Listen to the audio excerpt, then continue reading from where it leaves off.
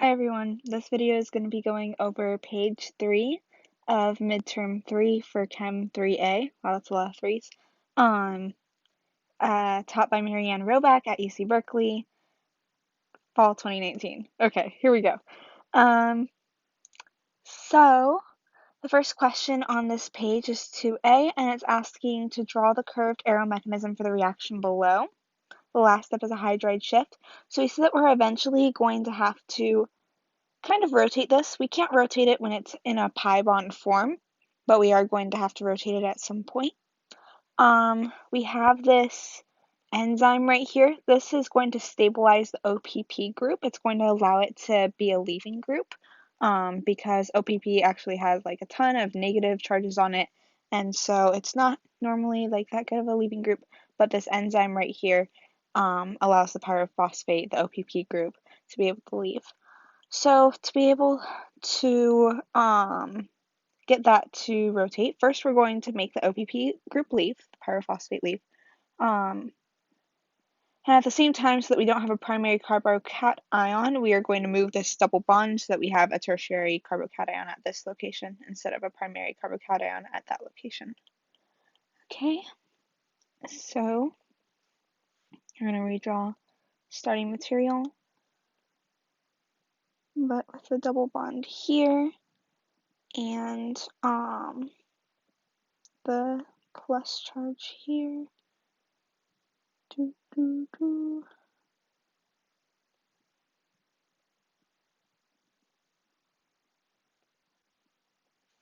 Okay. And then we also have the OPP negative. Okay, so the thing here is we want to be able to rotate this bond right here. We want to be able to have this double bond face down right here so that we can eventually cyclize and get to that material. But we can't do that because of the conjugated p orbitals, right? There's a p orbital here, an empty one for the carbocation. There's one here, and there's one here, and one of the ones here are full, and that's what's creating the pi bond there, but it can just as easily move. It's preferred to be right here so that there's a tertiary carbocation instead of primary, but the resonance is still available, so that kind of locks this in place right here. So this bond is not able to rotate. So what we have to do is we're going to take this pyrophosphate group and we're going to use that to attack the carbocation.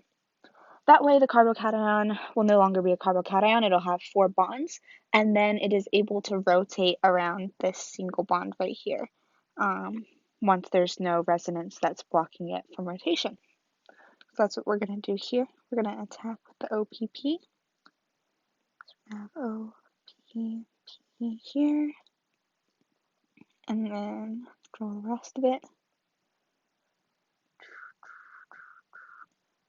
And then go up, and there. Okay, so now we can rotate around here.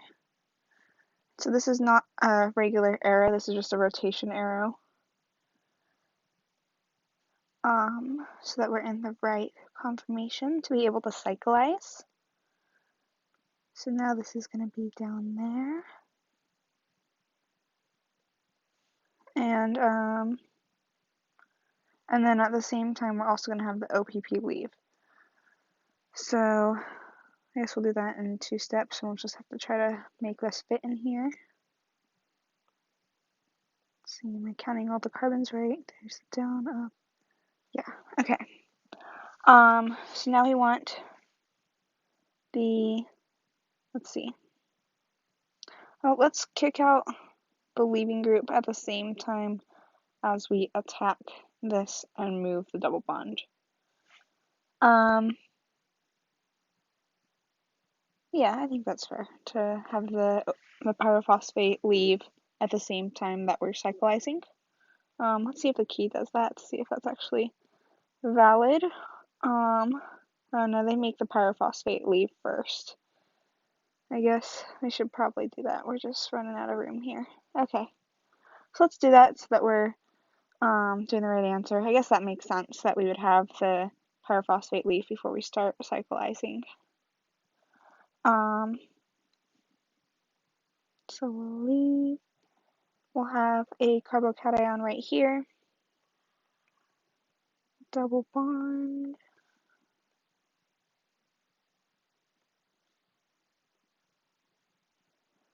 Okay, so now we are going to attack this place at the same time that the double bond moves over here.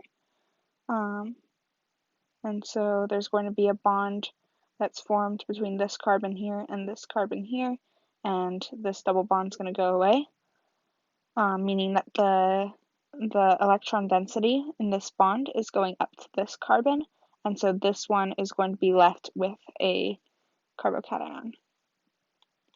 Hopefully that makes sense. Basically, the bond that was connected to this carbon is leaving this carbon. It no longer has any part of that pi bond, and so it's going to have the plus charge instead of this carbon right here that had it right now. So,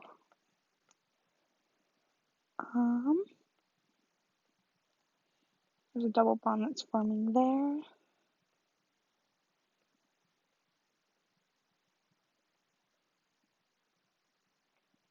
And then there's now a bond here. And this is where the carbocation is going to be. And we have the rest of the molecule. And then what do we have left? So we have the plus charge here. Everything else looks the same. We just need the plus charge here. And it gave us a hint. The last step is a hydride shift. So what we're going to do is we are going to take a hydrogen from the location where we want the carbocation, and we're going to move that to where the carbocation currently is. So that's going to attack right here. And then we'll be left with the carbocation in this location, and there will no longer be one there because the hydrogen is connected there. So that's how we get to the answer. So hopefully that makes sense. Basically what we did was we had the pyrophosphate leave at the beginning. We did the resonance arrow so that we didn't have a primary carbocation. Then to be able to rotate, let me write the plus OPP negative right here, because that's where it left. And that's what we have in the ending material too. We had the pyrophosphate attack the carbocation over here. Let me get a highlighter. We had it attack the carbocation right here so that we would be able to have rotation. And then once we had rotation, we had the OPP leave again right here. And then we were able to cyclize. And then we almost looked like our ending material. We just had to do a hydride shift, which we were told in the hint that we could do to get to our ending material where the carbocation was in the right spot. Okay, so that's that problem. This one I think is kind of a puzzle. It's kind of fun, but it's also kind of frustrating because if you don't see it, it can get really confusing. So we have to look at the clues and stuff, okay? So let's read the directions. So it says add the missing intermediates and curved arrows to complete the mechanism. Pay attention to the steps. That's very important. This is just a generic base.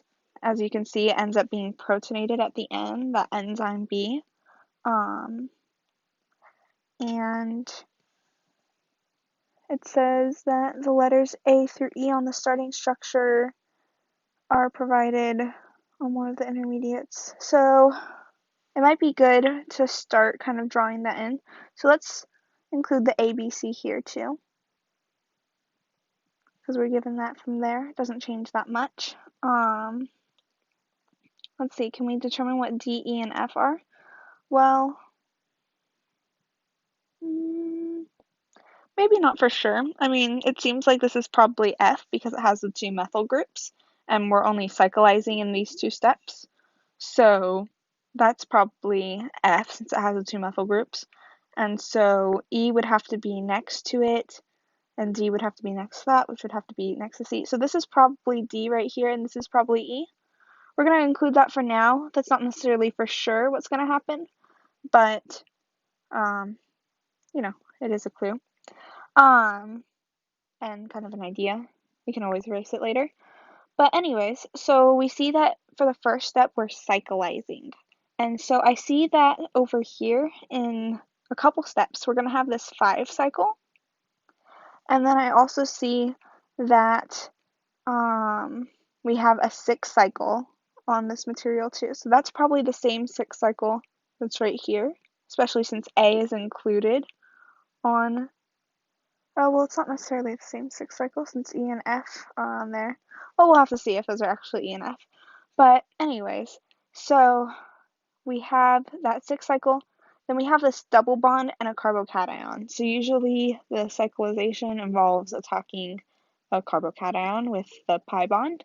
And so we can imagine that there's probably going to be a cycle that's formed using this double bond to attack the plus. But we have to determine whether or not it's going to be attacking so that the E and A will form a bond, or so that F and A will form a bond. So if E and A forms a bond, then we are going to have a cycle with A, B, C, D, and E. That's 1, 2, 3, 4, 5. It's going to be a 5-membered cycle. But if it's F, it's going to be a 6-membered cycle. But we already have a 6-membered cycle right here in that ring, and we know we're going to end up with a 5. So I'm going to guess that the ring is going to be where the double bond breaks to form a bond between E and A. That's my best guess. So let's try seeing what that would look like.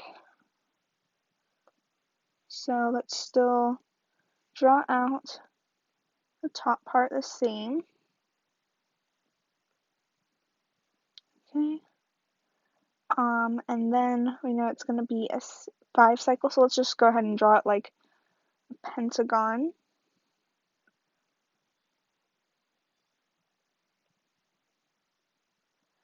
Where,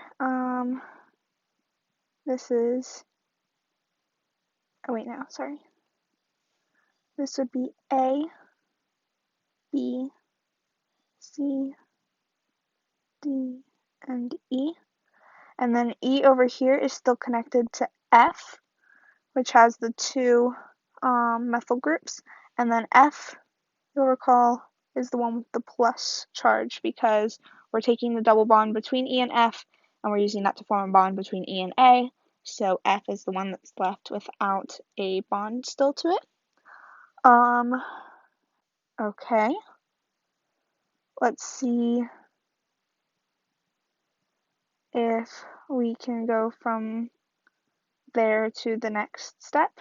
So maybe let's erase D, E, and F because I don't think that that's necessarily the case. Because we have the double bond here, right here on the ring, and then we have the plus charge here, so that's probably what's going to be attacked. We could attack from that side, but that doesn't really seem reasonable. We would get a weird cycle with a lot of members in it. So it's probably more likely that it's going to be attacking from this side. And then we could either have a ring with, let's see, 1, 2, 3, 4, 5 members, or with 6 members if we make the double bond go from here. And so let's look at this other ring that's on the next step. We have 1, 2, 3, 4, 5, 6 members. So we're going to want the one that's going to have 6 members. So we're probably going to attack with this double bond, but so that this one here is attacking F, and this one will end up with the carbocation. Okay, does that make sense? So then, will that lead to this structure here? So that would mean that E would be this one, because that's next to A, and let's see, would that be E? Yeah, because that, Yeah, and then this would be F.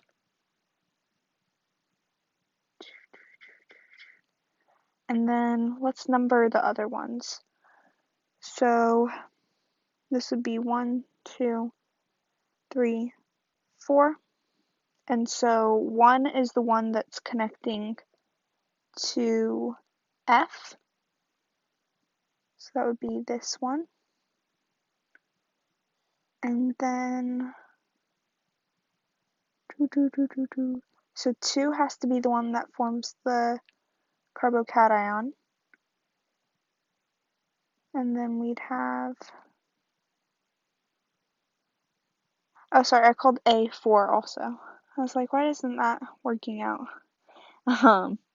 So that'll be number 3 right there that's next to A. And then the one that I labeled 4 before is A. And then we would have 5 and 6. And that would be 5 and 6 on here. Let's see, does that make sense? Okay, so 1 still has a methyl group. 2 would form the carbocation. There'd be a cycle with 1, 2, 3, A, E, and F. Okay, that makes sense. F still has the 2 methyl groups. This would have to be D and be O.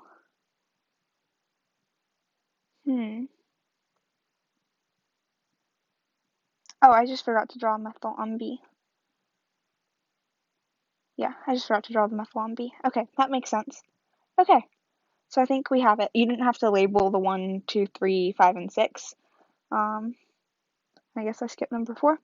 But that just kind of helped me to double check and make sure that we were keeping everything in the right order. Okay, so we drew the curved arrows. Oh, we forgot to draw the curved arrows over here. That was part of the directions.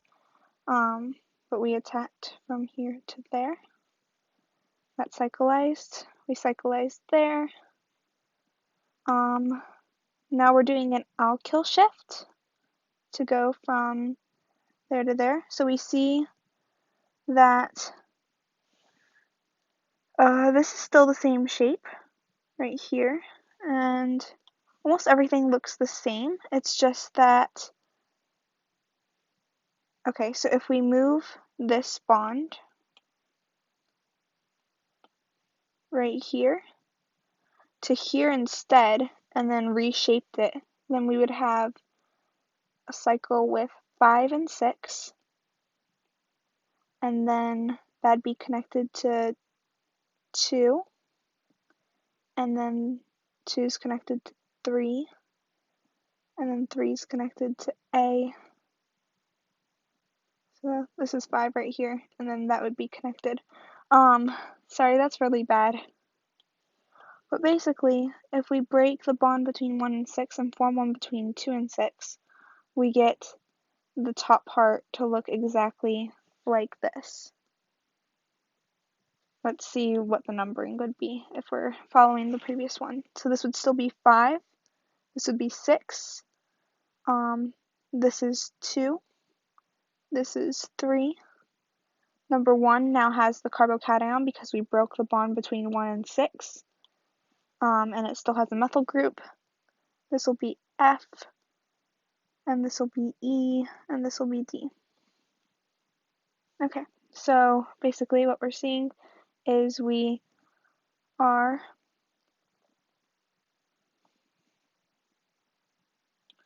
doing an alkyl shift that goes from this bond to number 2. Okay, and then we see that we're doing another alkyl shift, and then we're deprotonating, and we're finally getting this last product. So the deprotonation means that's probably when the double bond is going to be formed, because we're deprotonating a hydrogen and we're making a double bond between that and the carbocation. So we just need to figure out what alkyl shift we need to be able to get to the starting material from here. And so we see that this carbon here has 1 bond, but F over here has 2 bonds. So actually let's label our ending material with letters corresponding to what they look like over there. So this still looks like D, this looks like E, and this looks like F. So we can see that 2 steps before, F has 2 methyl groups, and now it has 1 methyl. And then number 1, where the carbocation is, has 1 methyl group over here, and then over here it has 2 methyl. This is number 1. So we can guess that this methyl group is going to attack the carbocation so that we have 2 carbocations, or 2 methyl groups on number 1 and only 1 on F. Just trying to draw that shape to the best of my ability.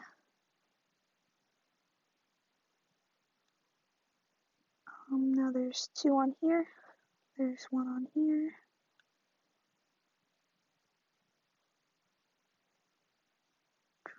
And let's just draw an A, B, C, D, and E, and F. So A, B, C, D, E, F. And which one has the carbocation now? That would be F, because it lost a methyl group and 1 got it. And then at the end, we are deprotonating, so we've got a hydrogen right here, and that's the one that will make the double bond here between it and the carbocation. And so the enzyme B is going to attack that hydrogen so that we get the enzyme B that's protonated at the end. And then it looks exactly like our ending material. So we labeled A, B, C, D, and E, and F on all the steps.